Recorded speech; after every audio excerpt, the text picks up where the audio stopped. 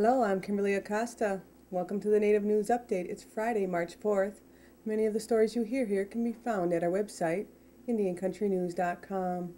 And here's the news for the day from the Associated Press and other Native news sources. Opening statements began March 1st in the trial of self-help author and speaker James Arthur Ray, who is charged with 3 counts of reckless manslaughter in the death of 3 people at an Arizona sweat lodge.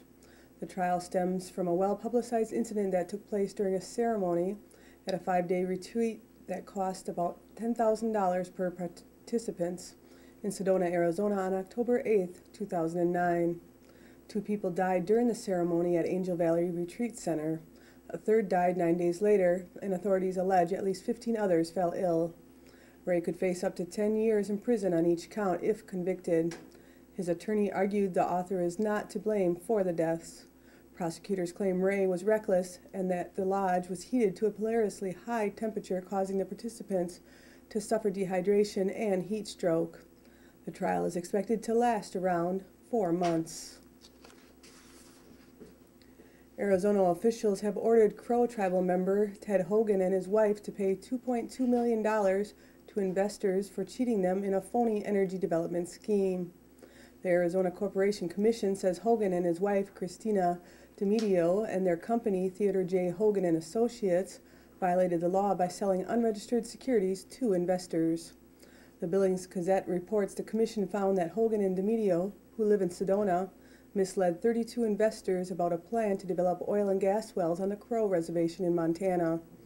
The project, Hogan said, would earn at least $360 million within a year in commissions and royalties.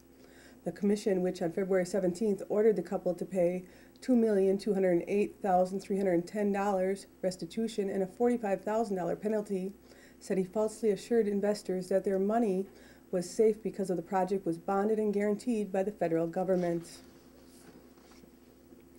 Federal authorities have indicted 6 Rochester, New York area residents in connection with a pair of slayings from the 1990s, including the killing of a man whose body was never found.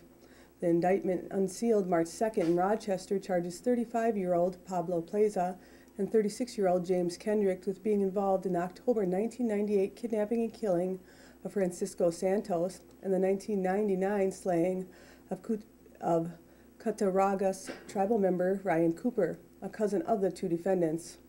Cooper's body was never found. Santos's body was found buried on the Cattaraugus reservation. 4 other individuals are also charged with being involved in the Santos slaying. A Native American tribe is suing a California agency over a groundwater cleanup plan near Needles, claiming it is harming an ancient maze that members believe is critical for spirits to get to the afterlife. The lawsuit filed in Sacramento on March 2nd is part of a year-long dispute between the Fort Mohave tribe and the Department of Toxic Substance Control and Pacific Gas and Electric.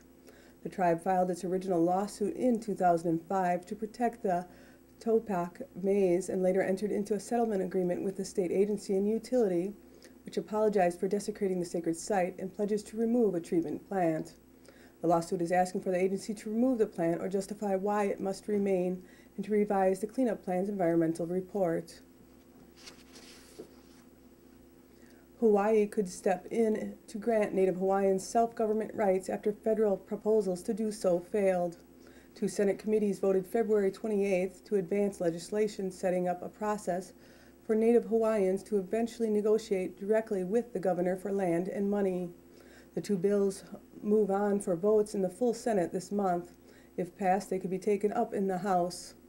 The state holds most of the ceded lands, not the federal government, and having the ability to negotiate with the state for some of our lands back so that we can create a trust for the Hawaiian people is huge. It's very important, said Office of Hawaiian Affairs Trustee Rwanda Akana. The proposals recognize Native Hawaiians as the indigenous people of the state and call for the creation of a commission tasked with forming a roll of qualified Hawaiians who could be a part of their future government. One of the bills goes a step further by setting up a process for ratification of governing documents, forming a governing council, and appropriation of money to be spent by the Office of Hawaiian Affairs.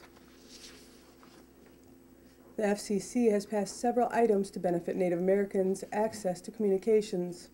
They include an effort to streamline its allotment and assignment procedures to make it easier to get a radio station license to serve tribal areas. The Commission currently gives a preference for tribes and Alaska Native villages that want a license for a new station to serve reservations and other tribal lands, but that preference excludes tribes that don't have tribal land. Commissioner Robert McDowell, who revealed a family link to the Great Cherokee Chief Sequoyah during the opening monthly meeting, said the Commission will establish waiver procedures to allow Native nations not located on tribal lands to make a detailed showing of why they should get an FM radio license. The change is necessary, said Commissioner Michael Coops, because only some 312 of 565 federally recognized Native nations actually live on reservations. Chicago Bears offensive lineman Levi Horn, a Native American, recently challenged over 40,000 students at the Bureau of Indian Education Schools to lead active, healthy lifestyles by committing to 60 minutes of physical activity per day. As a member of the Northern Cheyenne tribe, I am fully aware of the challenges tribal communities face with obesity and related health problems, Horn wrote in his recent blog. And that's the latest roundup of news from Indian Country on this edition of the Native News Update. I'd like to thank you for joining me, and have a grand day.